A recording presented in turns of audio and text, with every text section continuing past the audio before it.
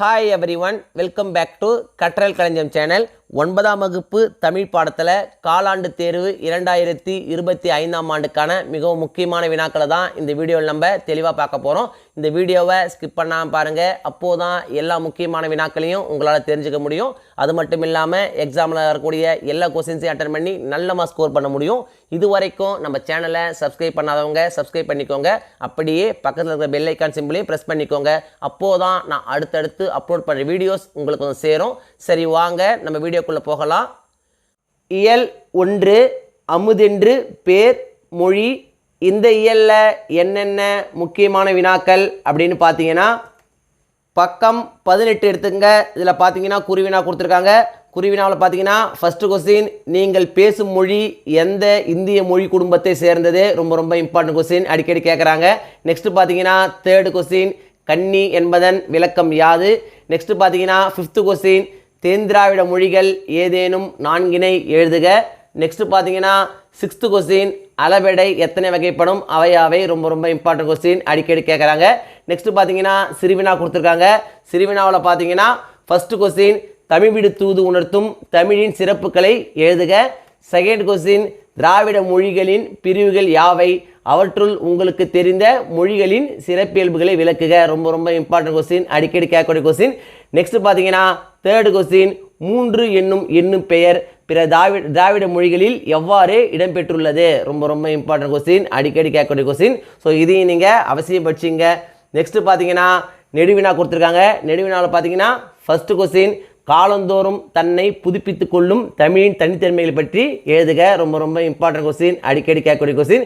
Next பார்த்தீங்கன்னா second question, புலம்பெயர்ந்த மனிதர்களின் அகத்திலும் புறத்திலும் எங்கனம் பாதிப்பு தெரிகின்றது என்பதை 6ஆம் திணை வாயிலாக விவரிக்க. இதுவும் பார்த்தீங்கன்னா ரொம்ப ரொம்ப இம்பார்ட்டன்ட் கொஸ்டின் தான். ஸோ இதையும் நீங்கள் அவசியம் படிச்சிங்க.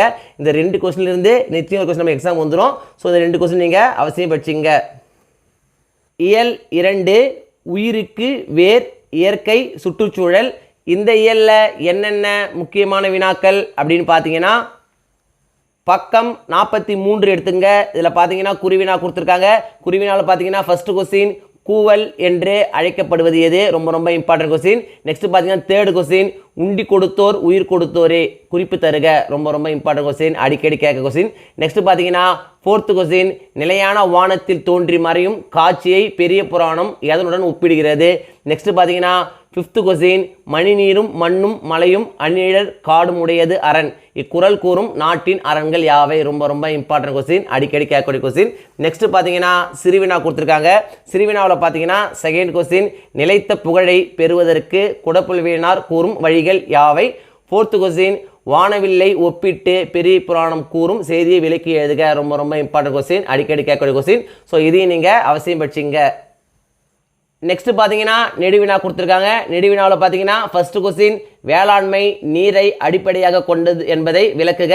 செகண்ட் கொஸ்டின், பெரிய புராணம் காட்டும் திருநாட்டு சிறப்பினை தொகுத்து எழுதுக. ரொம்ப ரொம்ப இம்பார்ட்டன்ட் கொஸ்டின், அடிக்கடி கேட்கக்கூடிய கொஸ்டின். நெக்ஸ்ட் பார்த்தீங்கன்னா தேர்டு கொஸ்டின், தண்ணீர் கதையை கருப்பொருள் குன்றாமல் சுருக்கி தருக.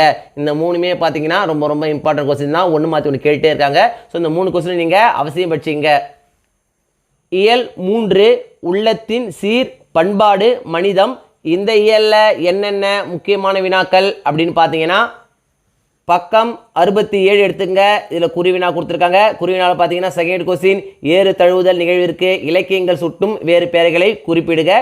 தேர்டு கொஸ்டின், பழமணல் மாற்றுமீன் புதுமணல் பரப்புமீன் இடம் சுற்றி பொருள் விளக்கம் தருக. ரொம்ப ரொம்ப இம்பார்ட்டன்ட் கொஸ்டின். நெக்ஸ்ட் பார்த்தீங்கன்னா ஃபோர்த்து கொஸ்டின், கீசு கீசு என்று எங்கும் ஆணை சாத்தான் கலந்து பேசின பேச்சரவும் கேட்டிலையோ இடம் சுற்றி பொருள் தருக. இதுவும் பார்த்தீங்கன்னா ரொம்ப ரொம்ப இம்பார்ட்டன்ட் கொஸ்டின் தான்.